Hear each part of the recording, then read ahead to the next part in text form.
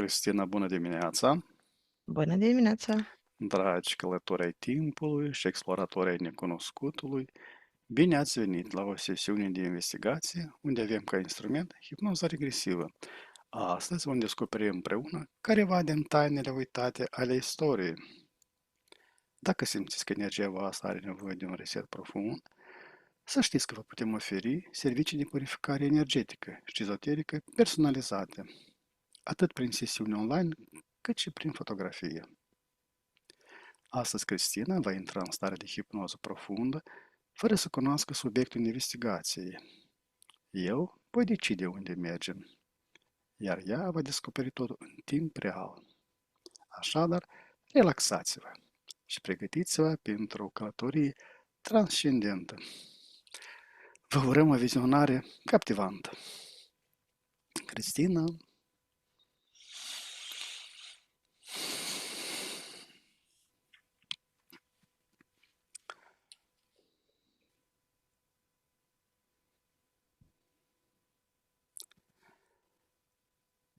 inspiră și expiră de câteva ori profund.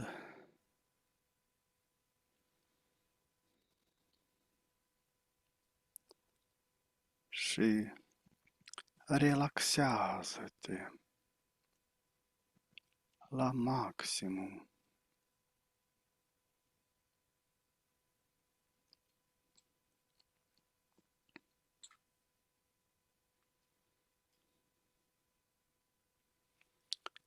Simți treptat cum tot corpul tău se lasă ușor în voia relaxării.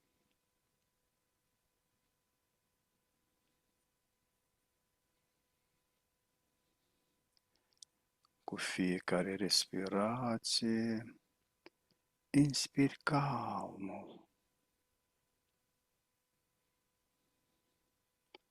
și expiri toată tensiunea.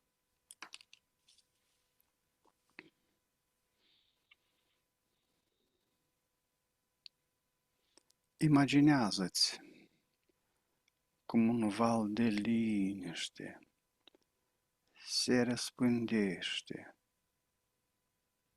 de la cap și până la degetele picioarelor tale.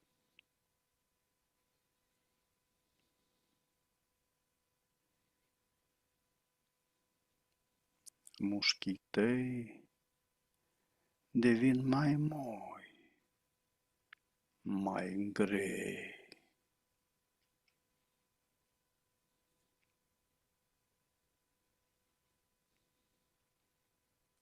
Te simți liberă, te simți legeră, ca și cum ai pluti pe un nor confortabil.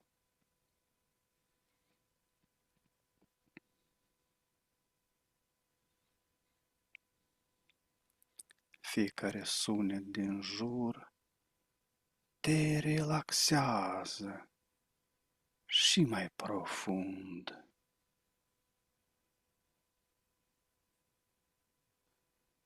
Iar vocea mea te ghidează ușor spre o stare de pace.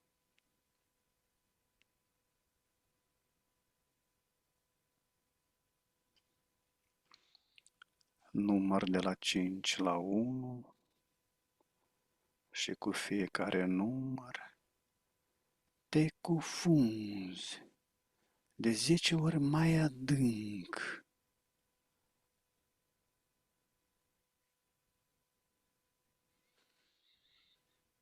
Cinci. Totul devine mai relaxant.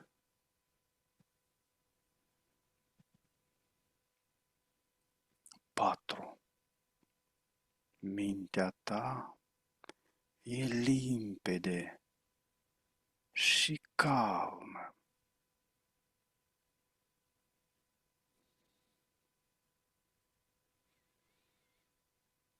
3. Simți cum te desprinzi de orice grijă.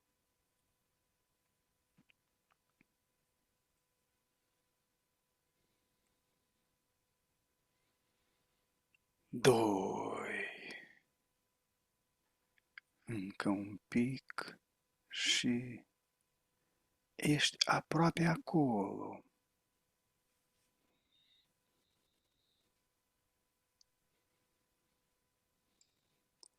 Și 1. Acum ești complet relaxată și într-o stare perfectă de hipnoză.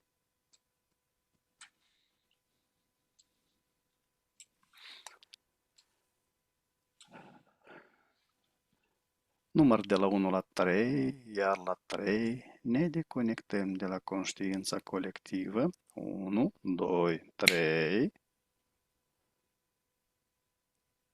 La 3 ne întâlnim în spațiu hipnotic. 1, 2, 3. Ok. Bine, ne ridicăm la 3 frecvențele și nivelul energetic până la maximum posibil. 1, 2, 3.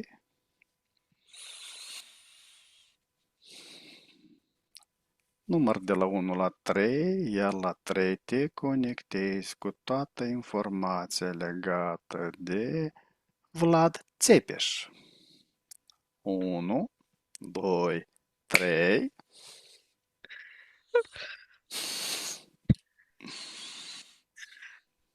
Ok. M-am conectat. În Am starea prim... ta profundă, simți pământul țării pe care a apărat-o.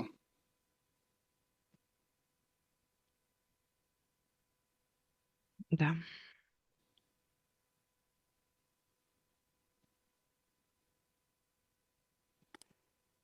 Era întrebare? Era Să comandă? dau o stare de pregătire pentru Așa. întrebare. Da.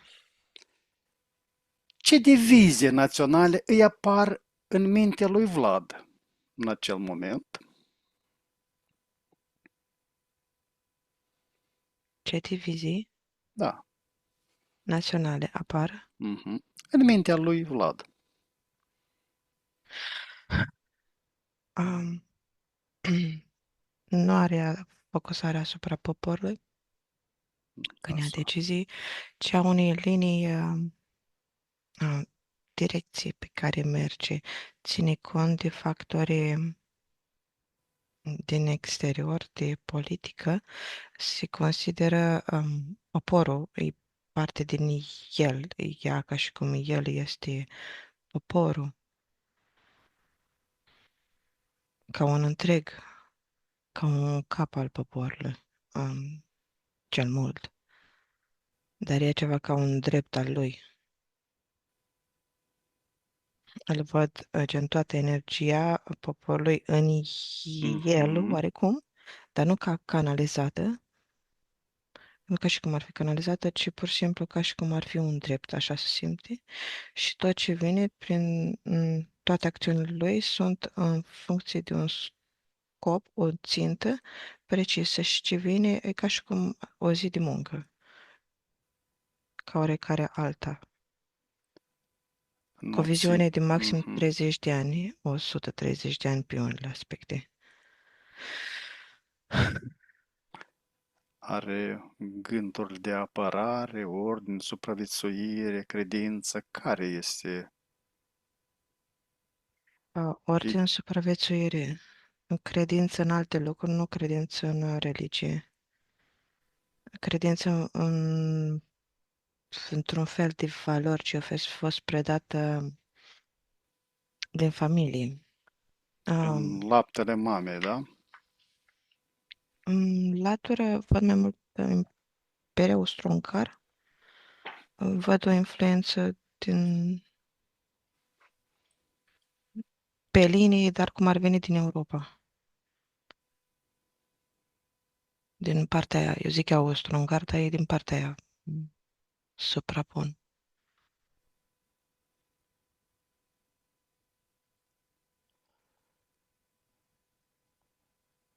Cum se manifestă în subconștientul colectiv frica reală de invazie în țara românească a secolului XV?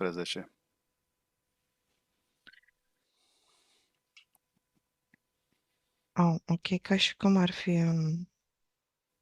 hățați, mâncați de către un dragon. Um, ok, ca și cum toți s-ar aduna sub castel, sub o steag, de fapt. Steagul este energetic, le oferă protecții, ca și cum ar fi sub umbrela cuiva. Nu gândesc pentru ei, nu gândesc deloc pentru ei, vor doar protecții din afară. Ei sunt în continuare cu gândirea că aparțin cuiva, fie chestii domnitori, unei autorități. Conștiința colectivă e condusă de o minte a domnitorului. Ceea ce gândesc e pentru ei, de fapt, o simțire, o stare.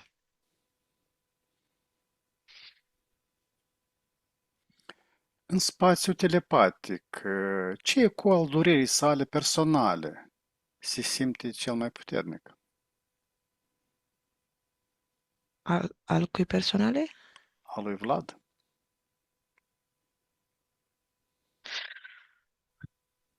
Um, ok, în spațiul sunt mai multe forțe alchimice, vrăji,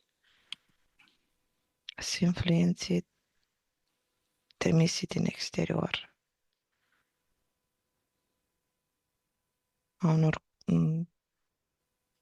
oculte, dar nu e oculte, e casă regală, sunt case care aveau, nu discipoli, oameni special instruiți, angajați să trimită, să manevreze niște cărmi oculte. Pe de-o parte este Biserica Catolică în direcția Romei, pe de altă parte din Germania, partea asta de Germania, este o altă forță mai magică, condensată. Spațiul e telepatic, e inundat de mai multe unde. Asta vreau să zic.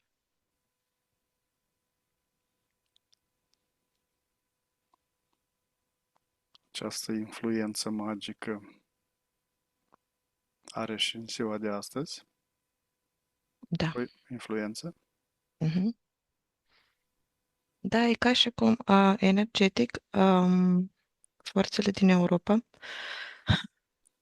pun presiune energetică fie pe România, fie pe țara românească, ca energia ce vine din partea Turciei actuale și din partea Rusiei să treacă pe la noi. Asta ca și cum ar fi niște topuri. Și în felul ăsta e și astăzi. Este un punct unde forța 3 Da, puteri se ciocnesc, intersectează. da, așa, se intersectează. Și de asta presiunea vine din partea zona Italia, Germania, Austria. da.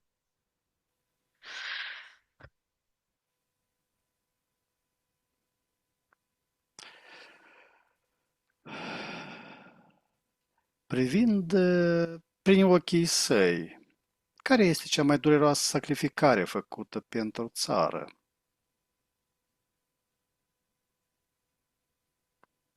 Ok, mamele și copiii. Privesc prin ochii lui, cum ai zis. Și în momentul de față privesc un deal sângeros amestecat cu victimele lui, și cu victimele Imperiului. Și sunt mulți morți pe dealuri, un pus roșiatic, mulți sunt trași în țeapă, torturați. Privesc un câmp de morți acum prin ochii lui. Ok, cupa lui e plină de sângele lor, dar ei vin, în realitate. O reflexie, să uită în cupă și își vede chipul. Și ce se aude ca fundal sunt mamele și copiii, care reprezintă și viitorul. Știe cumva că sângele ăsta este vărsat pentru ei, dar în același timp ajunge pe spinarea lor, ca povară.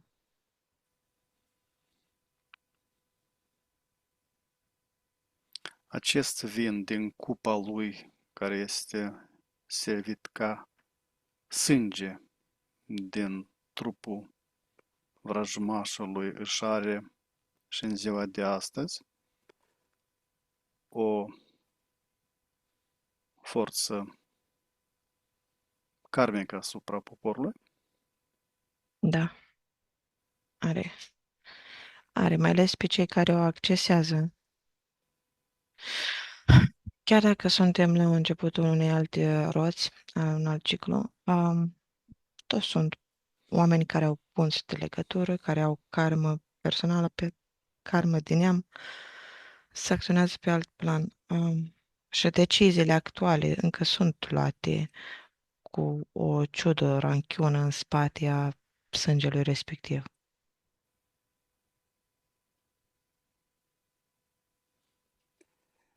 Cum răsună în psihicul național primul val de propagandă adversă în țara românească a secolului XV? Propaganda adversă vin, o văd venind din scălugării care șoptesc lângă ziduri, scălugări catolici, îmbrăcați în roabe maro, cu glugi în cap și își dau bani, își dau aur. Ordinele lor sunt date de nu regale, casele de negustori și regale, cei care au puterea în Europa.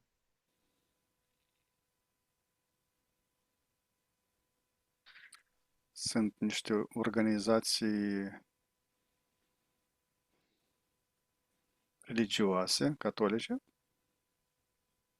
Da, să zicem ca o comparație în ziua de astăzi, din cauza că e altfel, dar în același timp același lucru, uh, propaganda era făcută direct la nivel spiritual prin alchimie, vrăji, magie o, și religie.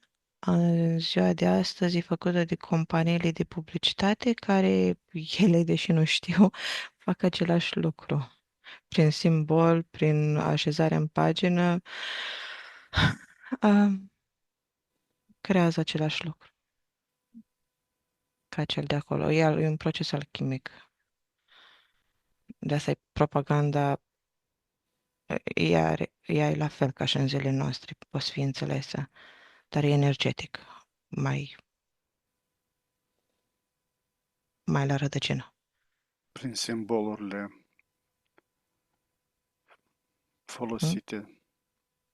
Dacă nu mai folosești totul separat ca într-un laborator de alchimie, folosești cerneala care are deja o bază, folosești hârtia care deja e hârtie nouă, Mhm. um, folosești și până și campaniile electorale sunt în funcție de astre calculate, așezate.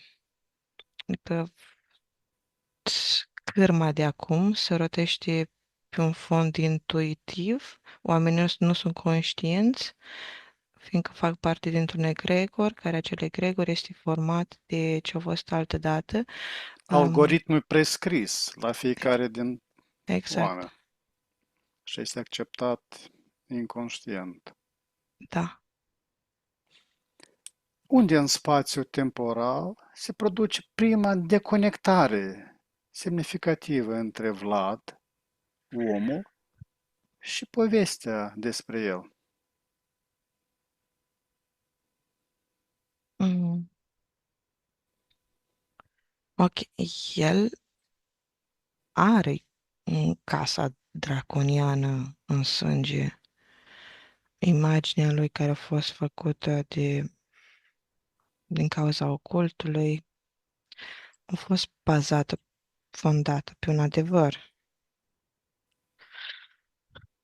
Tot sângele ăla sub de acei vampiri este o realitate pe un alt plan.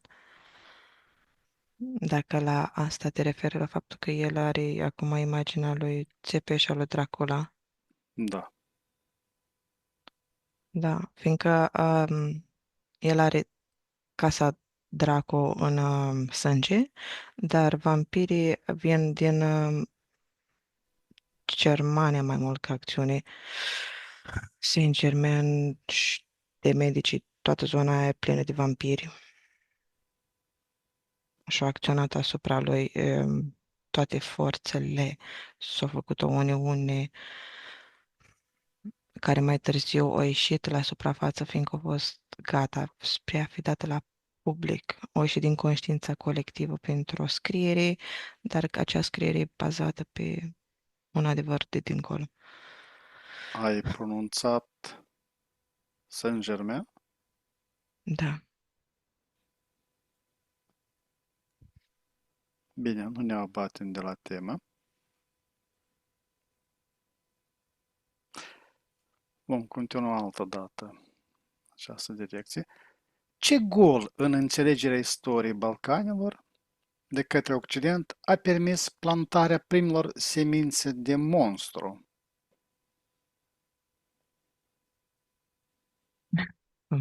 Monstru, iarăși doar mi apare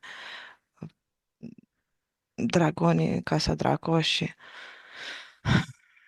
celelalte influențe oculte, din cauza oculte în sensul că erau îmbrăcate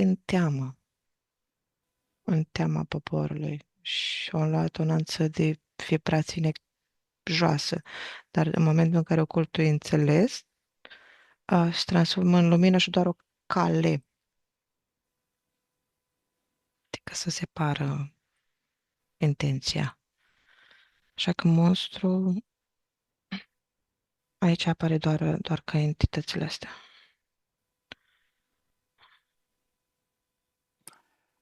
Cum a fost instrumentalizată imaginea sa de cruzime pentru agende politice străine?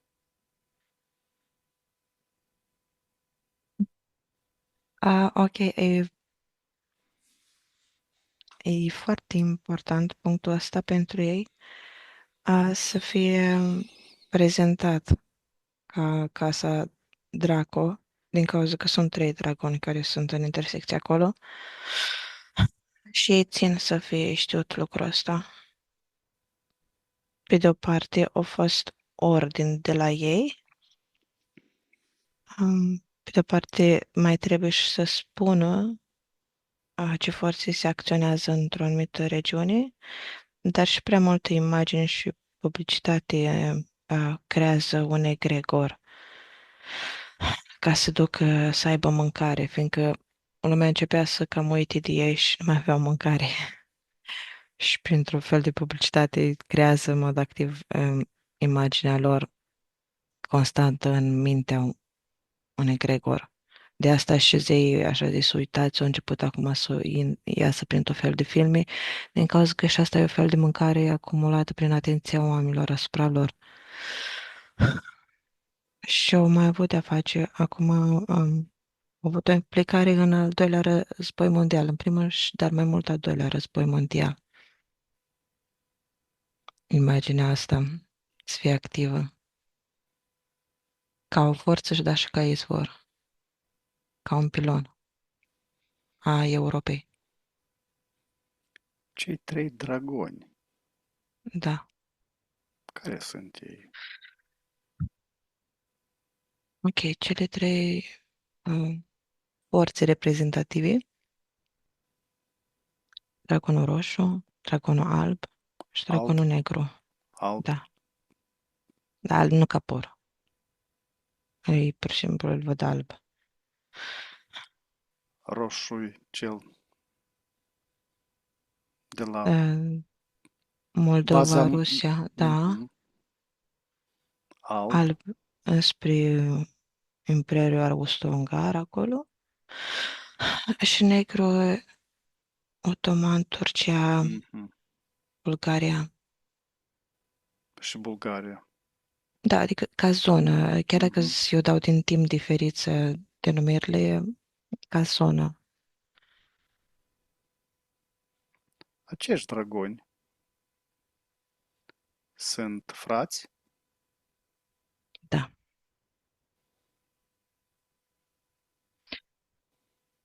Da, mi vine că sunt 12 frați, 12 frați. dragoni. Bine, ce metafore vizuale asociate cu numele său au devenit receptoare, facile pentru fantezia gotică? Ok, ai spus gotică. Da. Fantezia gotică este guvernată de luciferi, vampiri, demoni, canale care toată arhitectura lor e bazată pe vechea tehnologie Tartarii să adune energie către ei, pe același principiu.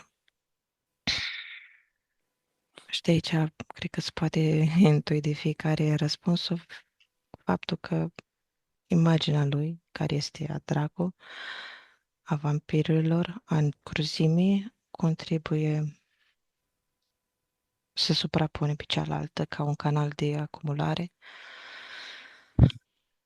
a energiei, a hranei. Dar el ca parte subliminală, au făcut doar un scenariu. Au fost amprentat groaznic de tare acolo, dar avea anumite lucruri de împărțit cu Draco. De asta s-au și încarnat ca Vlad Țepeș.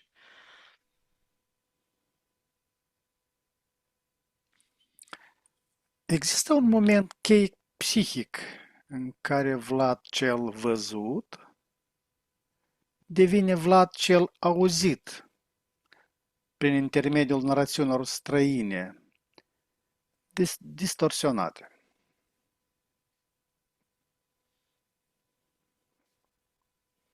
Ok, doar energetic pot să zic lucrul ăsta, să-l Mhm. descriu. Ei au o anumită viziune mai largă și faptul că acționează pentru un rol, individ, scenariu, e ca și cum ar, în cazul lui, o amplificat, l-a folosit ca un portal viu spre energie, ceea ce să le cuprindă, să le tragă în ciclu, să genereze altul ca combustibil, ca cunoaștere, ca ADN, ca date. Ce s-a generat în momentul în care el a devenit ca poartă, a devenit auzit energetic să colecteze lucrul ăsta, fiindcă imediat cum și-a făcut rolul, el a cam dispărut din pagină. A fost doar o unealtă. Um, dar în același timp, pe conștiința conștiința oamenilor colectivă a fost auzit diferit, a fost auzit ca un exemplu a dreptății, justiției pe care ți-o faci tu. Acea bucată din, între ghilimele, întunericul fiecăruia, adică neînțelegerea, noaptea fiecăruia, a devenit lumină, a devenit putere. Um, Neapărat în acel moment, dar pe viitor.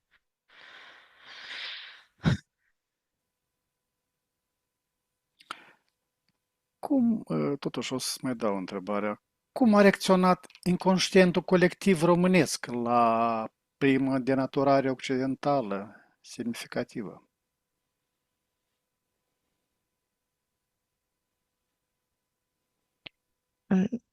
Chiar dacă veneau, sunt mai multe planuri, sunt cei intelectuali care conduceau și ceilalți, țărănimea. Mhm. Țărănimea putea să perceapă asta ca prin simțire, prin bunăstarea celorlalți, dar nu gândeau, erau conduși, făceau voia conducătorilor. Dacă nu erau asupra ceilalți, în schimb,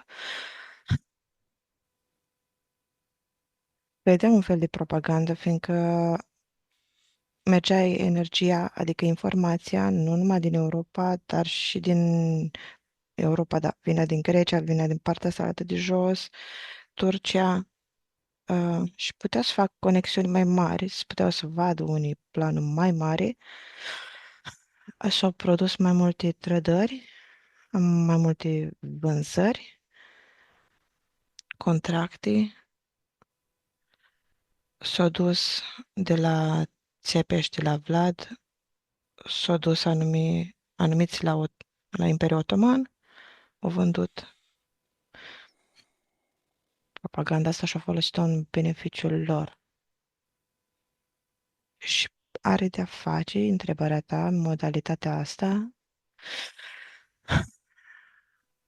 cu influențele care au venit din partea celorlalți domnitori din acea vreme, în Moldova.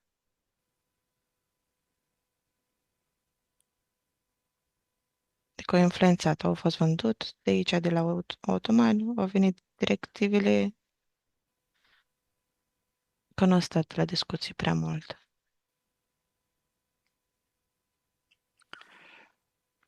Bine.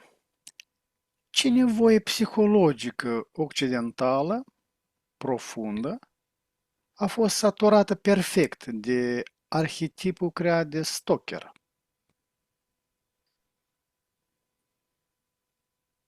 al lui Vlad Țepeș? Ok. Of imaginea lui Lucifer. Imaginea lui Lucifer tare, aici sunt nuanțele de îngerii căzuți, sunt nuanțele de um, ce găsim mai târziu cu Mihail, cu Arhanghelul Mihail, ca forța bine și răului, ca guvernare, ca dualism. Dar steaua este cea care vine imaginea lui Lucifer la înaintare ca răspuns al tău.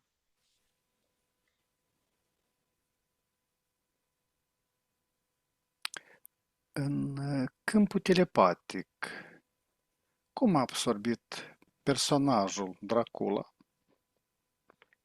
energiile obscure ale fricilor universale? Repetă-te, rog. În câmpul telepatic, cum a fost absorbit personajul Dracula energiile obscure ale fricilor universale? Ok, ca un vortex, ca un canal. Ca un canal. Um, ok, o să fie un fel de spoiler. Um, Secta care s-a făcut atunci dacă o pot numi așa, era făcută din mai multe direcții prin toată Europa, mai implica mai multe case, mai multe forțe. Au decis că ei nu pot să facă prin lumină, asta ca scurt rezumat, prin lumină să obțină nemurirea și transcenderea, așa că au apelat la forțele răului, între ghilimele, și-a făcut contractele respective, s-a dus full pe întuneric, nu mai căutat, deci răspunsul deloc înspre lumină, și s-a alăturat vampirilor. Vampirii au nevoie de pentru memoria lor, între ghilimele, de un vortex format din fumuri negre, numai roșu, mov, mai multe porți. Prin imaginea, dar ei trebuie să mențină în mod constant imaginea lui Lucifer ca hrană. E să faci un câmp peste tot care înglobează orice intrare, ieșire a ocultului. Îi întâlnești peste tot, îți bat la ușă, îți cer contracte.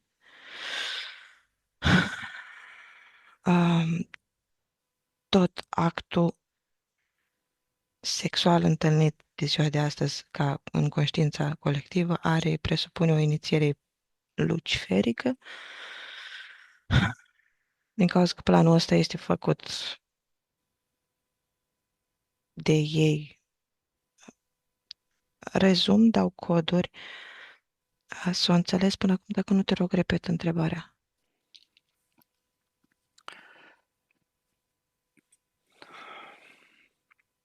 În câmpul telepatic, cum a absorbit personajul Dracula energiile obscure ale fricilor universale?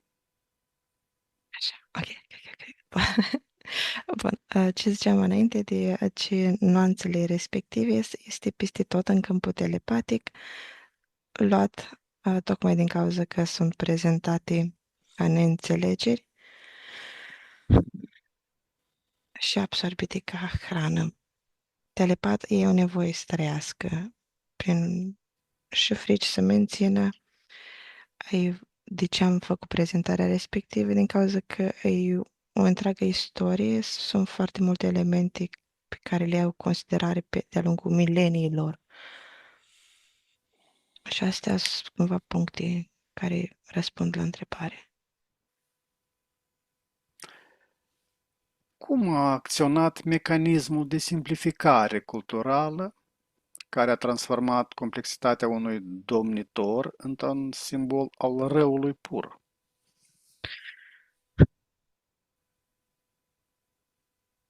Întrebările tale sunt făcute în general în două puncte.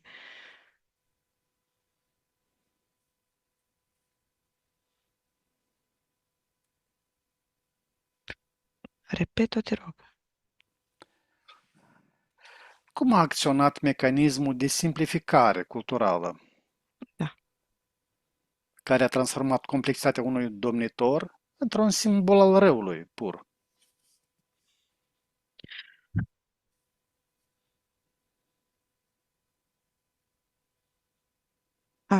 Nu e transformat în simbol al răului pur. Într-un fel. Cine este capabil să vadă domnitorul ca domnitor, îl vede așa, ca o unealtă, ca un om, ca o parte subliminală. Um, Îți două planuri din înțelegere. Dacă suntem fix la mijloc, acționează ca o pătură de încețoșare mentală ca să fie colectată hrana. Mhm. Dar ele ar trebui să fie separate. Fiecare percepe la nivelul lui de conștientizare. Da. Amândouă aduc cunoaștere. Amândouă planuri. Mhm. Una pe parte și una pe parte, fiindcă sunt niște forțe care acționează pe amândouă.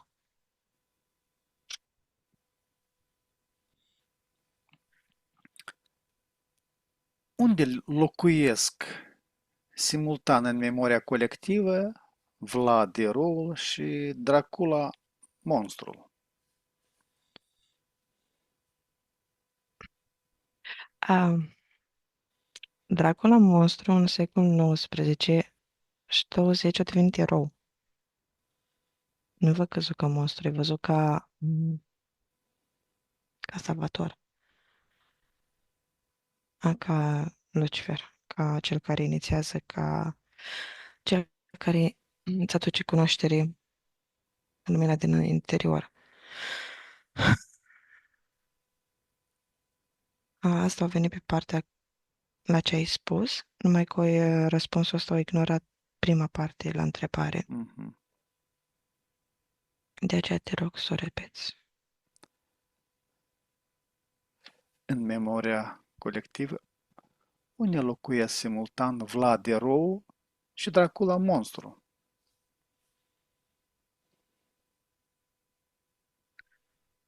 Ok, nu locuiesc împreună, deși ca răspuns a venit țesătura românească, motivele tradiționale pe bandă care se pun în jurul taliei, la mânecuțe, femeia și bărbatul împletit, care se simt de mână, doar în conștiința colectivă a României. Aici se împletesc și devine doar punte de legătură către celelalte țări, cum în America lumea știe despre România doar despre Vlad Țepeș, Nadia Comăneci, au devenit doar puncte în timp. Dar ea ca înțesătură se suprapune numai aici în România, în tradiția noastră. Ce dizonanță cognitivă genera această dublă identitate la nivel național?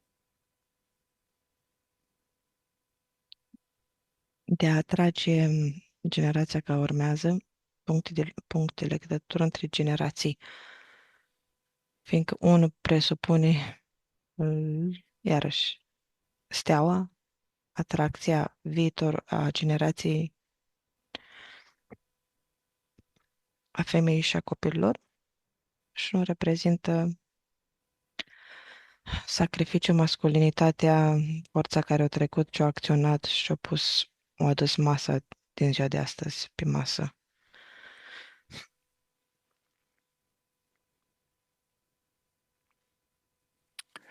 Cum a fost folosită denaturarea și cum a afectat această percepție de sine națională?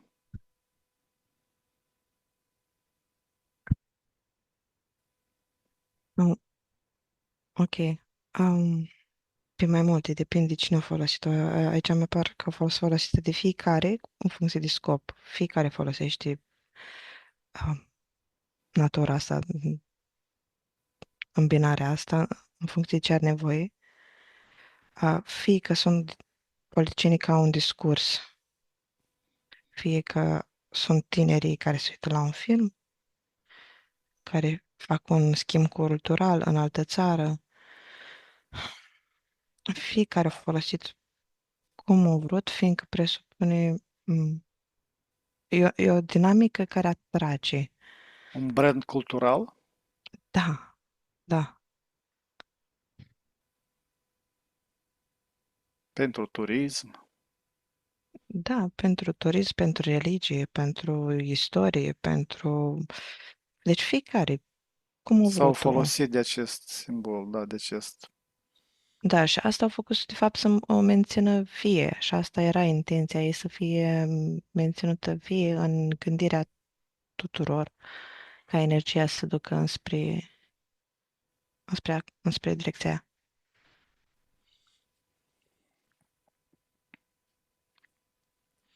Ce durere ascunsă se ascunde în faptul că cea mai recunoscută exportare culturală românească este o caricatură malefică? Um, ok, pe de parte aduce foarte multă forță ocultă la noi în țară. Foarte multe direcții încă mai au sediu aici. Este o caricatură la suprafață menită să, dacă faci mișto de demoni, de forțele întunericului, îi devii, faci obișnuit să-i aduci în viața ta de zi cu zi. E o detașare, într-adevăr, nu-ți mai este teamă de ei, dar în același timp îi și faci prezenți în fiecare aspect al vieții tale. Așa că brandul ăsta, caricatura asta, o deveni parte din fiecare, ca portiță a ocultului. În continuare o să mențină prin diverse activități ca asta forțele care vin. Sunt ca icoanele. Ca Fiecare icoanele se deprinde cu... cu anumită forță pe care o aduce în momentul în care are și vorbește. Da. Ce paradox profund stă în faptul că nemurirea lui Vlad se torează în mare măsură de natură sale. Da, nu a lui, da. Uh, El, drăguțul de el, și-a făcut treaba, ce forțe se duc înspre direcția lui, se duc, a fapt, pe familia lui, pe Draco. Și hrană. Nemurirea lui, de fapt, nemurirea acelor entități, a acelor vampiri. Um, Iarăși, ca energie, energia asta e predominantă în foarte multe castele. E prezentă și activă. E ca o țesătură a lor.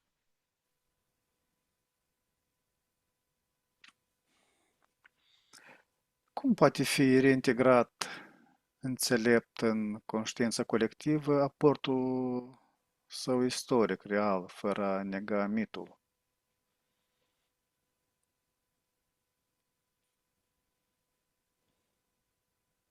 Cu interes despre cunoaștere, cu deschidere spre tot felul de cunoaștere, separat, discernământ. Cu discernământ, asta este cheia. Perspectivă nu de judecată, ci pur și simplu de înțelegere, fiindcă fiecare energie care vine într-un punct vine cu, nu degeaba, cu un sens.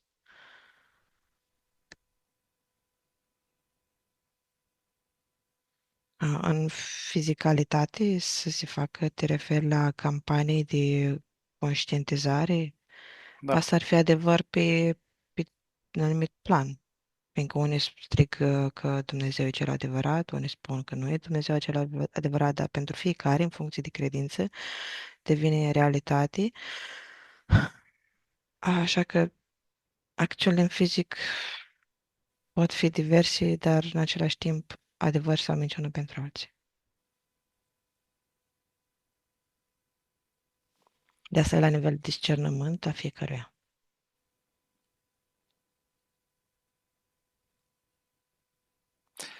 ce lecții despre mecanismele distorsionării culturale putem extrage din această dublă existență?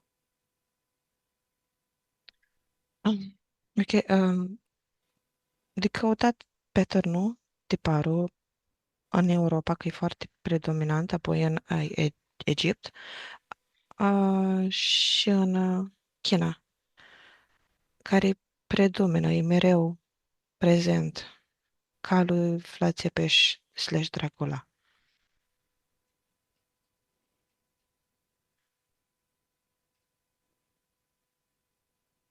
Asta aduce foarte multă cunoaștere, asta vine ca răspuns.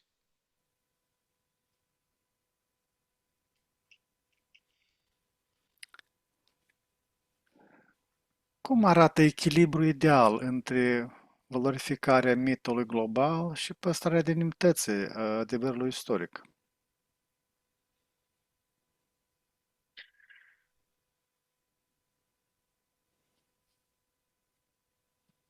Adevăr istoric care. Um,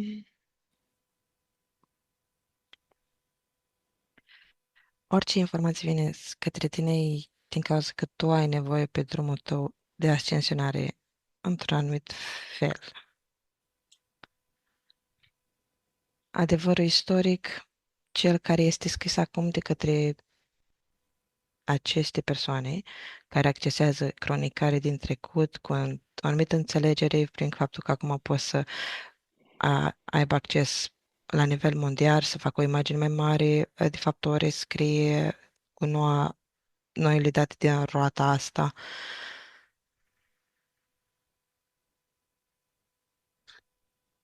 Întrebarea este bună pentru mintea umană. În energetic, lucrurile ar acționa puțin diferit, mai mult diferit.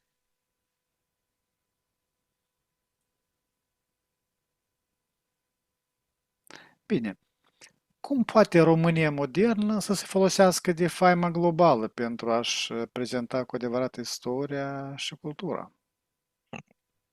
Ok. Din punct de vedere energetic, pot să mă duc acolo în vortex, să iau vortexul, așa, să-l alchimizez și să-l trimit în altă parte forță, că e o hrană, e o energie. Și dacă tu îți Da. duci acolo, măcar să fie redirecționată în alt fel, ca cunoaștere, știi? Mhm.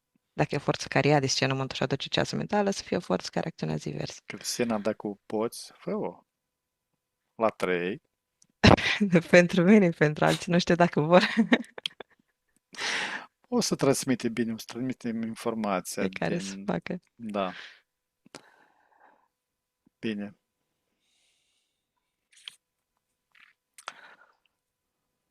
Ce arhetip pozitiv din istoria românească ar putea servi drept contrapunct la monstru Dracula în conștiința globală?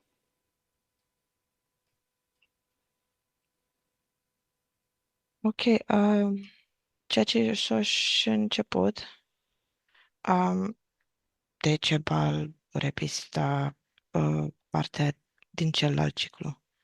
Mhm. Ciclul ăsta cu domnitoare e foarte întunecat, cu energii foarte grele, dense, din primele chakre, nu s-a urcat tare mult pe chakrele de sus, la nivel de cunoaștere. Numai la nivel de simțire se duceau spre inimă. De asta nu... Ok, și Cuza e destul de bun pentru ca răspuns la întrebare. Mhm. Ștefan cel Mare. Nu, el e plin de arhoni. Mhm. Um, Contraparte, ca exemplu pozitiv, te referi bănuiesc, așa Da. aici mi-a venit doar Cuza și ceilalți doi. Mhm. Ca așa, în mici, pe micro, pe anumite acțiuni, sunt mai mulți, dar nu per total, cumva, un procent destul de mare.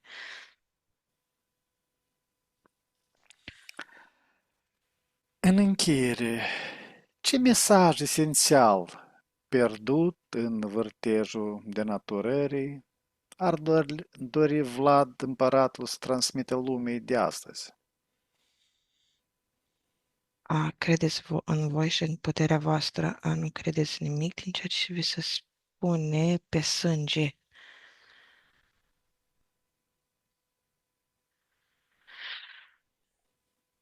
Pe trup și suflet, sânge.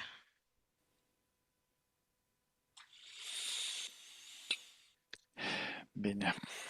Cristina, te deconectezi la 3 de această tematică. 1, 2, 3. Am ajuns la finele sesiunii. Acum ne deconectăm de la toate canalele informaționale la care am fost conectați, ne ștergem toate urmele și amprentele energetice de peste tot și pregătește să revii treptat în stare de veche, proaspătă și plină de energie, acolo de unde ai plecat. Număr de la 5 la 1, iar tu îi permiți minții să se trezească clară și concentrată. 5. Simți cum conștiința începe să se lărgească. 4. Corpul tău devine mai ușor, mai prezent. 3. Auzul și senzațiile fizice se intensifică. 2. Gândurile tale sunt limpezi ca după un somn odihnitor. Și 1. Deschizi ochii, completrează cu o stare internă de calm și vitalitate, reîncărcată de posibilități.